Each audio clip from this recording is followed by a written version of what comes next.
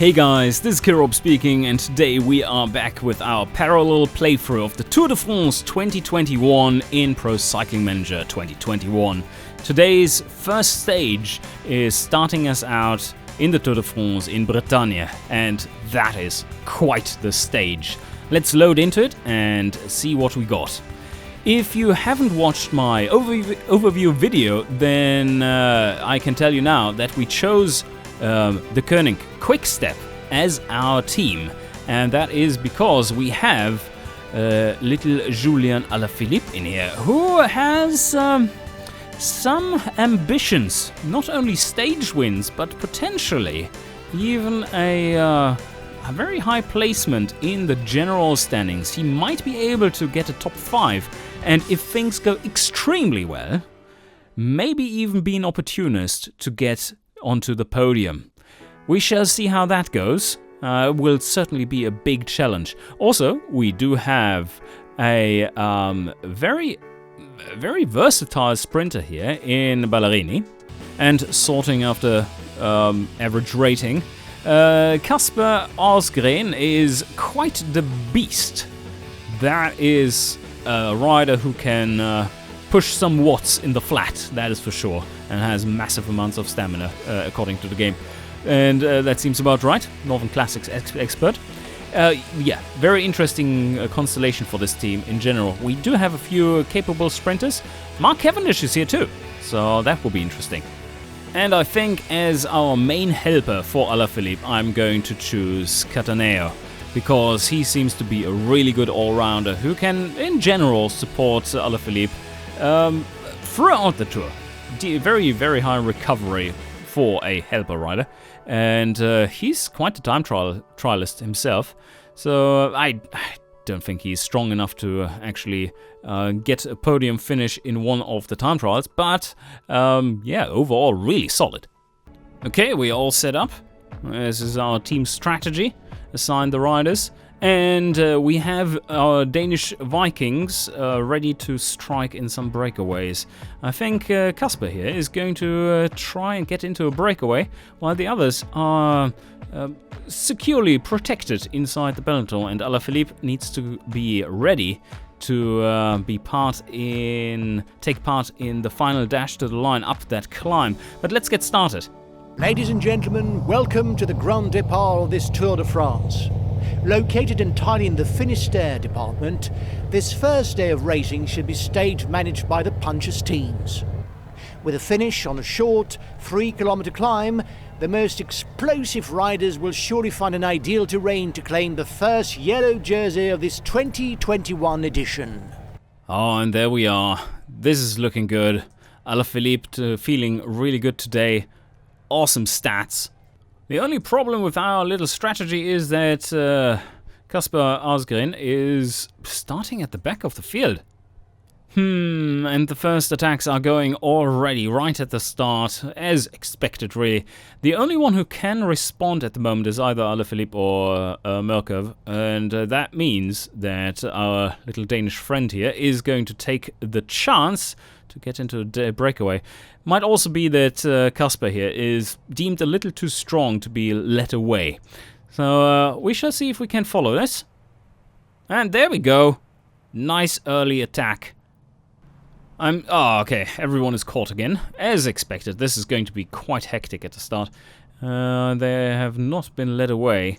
Is he trying again? Yep, let's try another time. And we're just not quite getting away just yet. This is hectic. Who's trying to get away here? Usual suspects, but that doesn't look like a major threat just yet.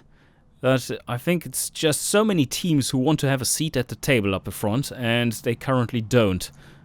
There was the very first mountain point of the tour, just one to grab. That would be a little too harsh at this point with my fellow escapee here, who has a pretty shit hill rating compared to some of the other riders in here. But this is now looking pretty solid. We have over a minute on the clock, 5 escapees, and 172 kilometers left to go. And yes, the peloton has settled down. There's some more. There's another Dane coming up. And we're free! We are free! Over 2 minutes on the clock. Beautiful. So now let's drop our effort rating a little bit, because we do need to get back that resistance bar. Situation behind? Well, we're all grouped up nicely to the front, trying to get out of the way of potential falls. That is a big danger on this very first stage, and I think we're going to see that in real life as well. Not that many kilometers in, we already have an advantage of 4 minutes. So this is looking pretty solid. Alright, mountain rating coming up. This is the first... Oh yeah, this is the first third category climb, which means 2 points to grab. Let's have a quick look at this climb. Oh yeah, that's pretty steep. Overall, we should have a look at the profile, because that, especially towards the end there, will be essential to really gauge what's going on. Alright, they're attacking and going and doing their thing. Let's try to follow, so that we don't get too far behind on the chase. Oh, that is taking everything out of me already, just following along.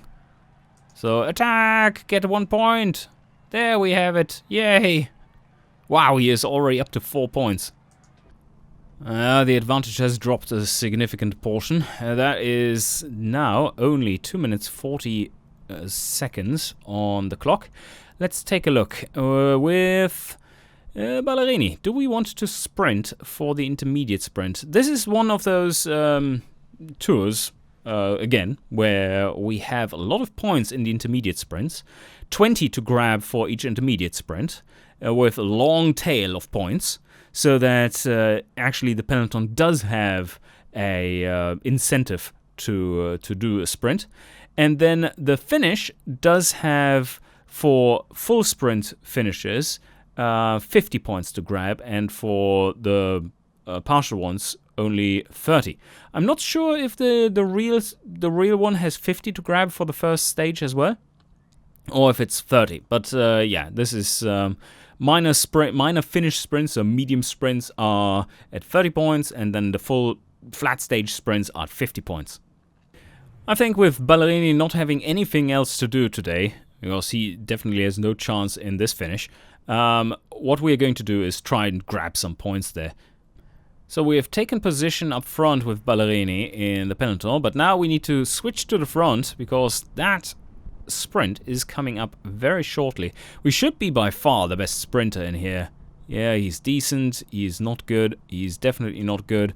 That's us, and a decent one as well. Yeah, we are way, way more powerful than anyone else in here, but it is kind of falls flat in sprint, so definitely don't want to go too early. So what I'm going to do at... let's still follow along, and then 800 meters. Oh, there, someone is going already. Okay, well, I guess we are sprinting then. Come on, get to the side. Go, go. What? Okay. Well, I stand corrected. I thought that 77 would be way outclassing the others. That is not happening, and thus we only get a few points. But for him, it doesn't really matter at all. Anyway. So, but that means that down here, wow, they are moving properly now. 85 limited. Let's see if we are getting spooled back too far. I have them at 70 here, so that they are not burning too much energy in these kind of sharp moves. Ballerini, what are you going to do? Cavendish is up front. He looks like he wants to sprint. 1.4 kilometers coming up. And I think what I'm going to do is just hammer it from here, because this looks like a bit of an opportunity. Yeah, it does. I got that one over them in front of Caleb. So that was properly positioned. I made up for my terrible mistake up front there. So less than 60 kilometers to go. It's about time that we take a look at the profile of the finishing kilometers, and that is very much rolling. There's nothing too steep in here, apart from a short little ramp. 4th category climb, can't scare Alaphilippe, and it's really about the finish. And that finish seems to be a little technical as well, from what I've seen. And that should be able to be shown on the map. Let's take a quick look here. So there we have the finish, and it is this way. Well, there's the finish. We're coming from here. There's sharp corner, and then into the climb. So what we need to do is to be very well positioned already here before that little flat bit. Whew, okay, this is still looking quite good. We're just passing the last 4th category climb here, and despite Alaphilippe being limited 78 points in effort, that is all smoothly staying at the front. And for these final kilometers, I don't think I want to necessarily have that risk. So let's up our hold position to 80 or even higher later on. Final 20 kilometers, we are almost caught by the peloton, just 30 seconds to go. And yeah, that was a good ride, but of course futile on that first day. We all knew what was coming, and that is, let's have a look, the peloton. It's not pretty when you are an escapee. There they are. Please don't catch us! Please don't catch us! It's too late. Okay, some attacks going now. Oh, that's interesting. It's a long way out. So this could potentially cause some chaos, which I do need to be prepared for, in that I need to stay up pretty far to the front with Alaphilippe, just to make sure that there are no gaps forming. No, you idiots! And yeah, it should be closing again. Yeah, it does. Whew. But yeah, that is quite the pace. So we are forming a little gang up front here, and Alaphilippe is part of it. That might have caught a few of the favorites off guard. But it looks like everyone is back together. But yeah, that's the chaos that I was thinking about. Van der Poel is going. Ooh, oh, that is interesting. Dan Martin and Van der Poel are going. That is not something I want to follow right now, seeing that the next 10 kilometers are quite easy terrain. So yeah, I'm just going to pace. Valverde is going, Gorde is going. Let's I'm banking on that these guys are overreacting and just keep a steady pace and try to catch them again, which seems to be working. Gorde and Van der Poel are going again, so yeah, no there's no rest here. Let's go. Lusenko is going as well. Yep, this is something to catch on to. Yeah, what to do now? 8 kilometers left. I think what I'm going to do with Cataneo is to give him his energy gel right now. Wait a little longer for to do the same with Alaphilippe. They are back together. But there is some damage that has been caused by this, and let's not forget about what we were saying about the map. We are getting quite close here. We are getting close to this flat section, and we need to be very well positioned. Much easier to do with a small group like this. And I think I'm going a little early with my bar, so let's take that now, because it's so much downhill and the pace is very high. So there's this first 90-degree bend. Let's get into a good place for that one. We actually already are. This is looking very nice. And now it's the flat before the final climb. Who do we have up here? It's oh, okay. Mars is up there. Castaveo and Dan Martin, Van der Poel, Gorde and Roglic. Ooh, Millema, Woods. Oof. Yeah, everyone is here. Valverde. All the big guys as well. Okay, here's the corner. Here's the corner. We getting close. Then there's a little bit more flat. Alaphilippe leading out is not necessarily what we want. That wasn't planned. Now Alaphilippe has triggered his bar. And Cataneo still hasn't. That's weird. Anyway, I hope that's coming. So now Alaphilippe is going at 85. That means not burning any of his red bar, but this is the steepest bit coming up. So the question is, do we actually want to push right now? I think the answer is yes. While we do it the other way around. We do it like this, and he is going to go hard in this climb. Just go all out, burn yourself out, and see where we end up. Yeah, this is nice. This is really nice. That's such a positional advantage that we have right now because of the scale in the game. This is 11% steep. So yeah, this is looking decent. Oh, is this even a gap forming here? Dan Martin. No, he can hang in there. Can hang in there. Cataneo is burning out. 2 more kilometers to go. What do we do, though, after he's burned out? Because now we're leading the pack, and that is not what we want. Okay, well, I think what I'm going to do is to keep a good pace and hope they are not waiting on me and on my wheel, which they probably would in real life, to be honest. So, yeah, this is tactically a really messy situation I've put myself into. But I still have almost max red bar, which I think they might be lacking in. So maybe I could even go all out now. Let's try something here. I have my bar active. He goes on the attack.